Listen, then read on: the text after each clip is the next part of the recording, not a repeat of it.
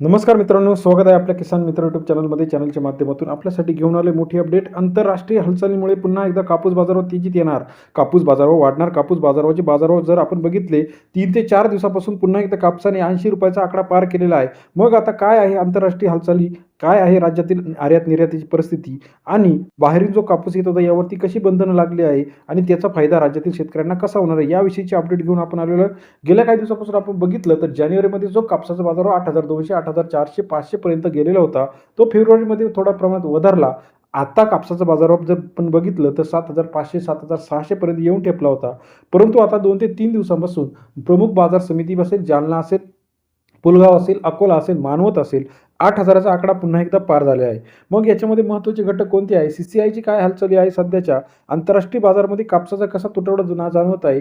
आपण जर बघितलं तर आंतरराष्ट्रीय मार्केटमध्ये मोठ्या प्रमाणामध्ये आता संघर्ष सुरू झालेला आहे. या संघर्षाचा परिणाम आयात-निर्यात धोरणावरती होणार आहे. आयात-निर्यात मोठ्या प्रमाणात बंद होणार आहे. याचा फायदा देशांतर्गत शेतकऱ्यांना होणार आहे.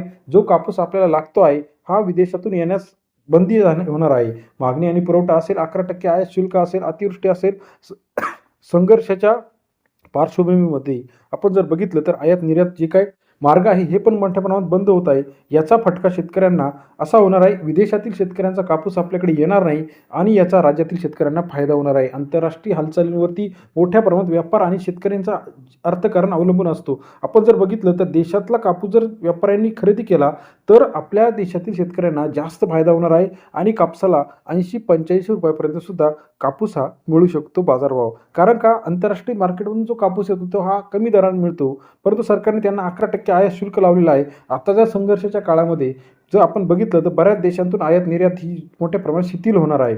मग याचा फायदा शेतकऱ्यांना असा होणार आहे, राज्यातील शेतकऱ्यांना या सर्व पिकांमध्ये जे बाजारभाव आहे ते आपल्याला तेजीत पाहायला मिळणार आहे. आता आपण जर बघितलं शेतकऱ्यांनी जे खुल्या बाजारात विकायचा, CCIला विकायचा, कारण बऱ्याच शेतकऱ्यांनी नोंद करून ठेवलेली आहे. तर याचं उत्तर आहे, आपण थोडीशी सावध भूमिका घेतली तर येत्या काही दिवसामध्ये अजून कापूस बाजार पुन्हा एकदा तेजीमध्ये पाहायला मिळणार आहे. आपण जर बघितलं जालना असेल, अकोला असेल, अकोला, बोरगाव, मंजू असेल, उमरेड असेल, ₹70-80 सरासरी दर आता आपल्याला मिळायला सुरुवात झाली आहे. मग इथून पुढचा कापसाचा दर कसा असणार आहे? आंतरराष्ट्रीय हालचालीवरती जर आपण बघितलं मोठ्या प्रमाणात आपला कापूस बांगलादेश असेल, श्रीलंका असेल, आखाती देशांमध्ये मोठ्या प्रमाणात जात असतो.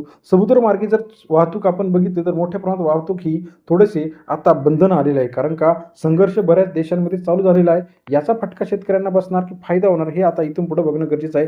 सध्या तरी तूर्तास कापसाचा बाजारभाव हा वाढल्याचं आपल्याला पाहायला मिळतंय. येत्या काही दिवसामध्ये अजून कापूस बाजारभाव मोठ्या प्रमाणात पाहायला मिळणार. राज्यातील महत्त्वाच्या कापूस अपडेट्ससाठी चॅनलला लाईक, सबस्क्राईब आणि शेअर करायला मात्र विसरू नका. येत्या काही दिवसामध्ये कापसाला मोठ्या प्रमाणात तेजी पाहायला मिळणार आहे. व्हिडिओ आवडल्यास लाईक करा, सबस्क्राईब करा, शेअर करा. अधिक माहितीसाठी बेल आयकॉन प्रेस करायला विसरू नका.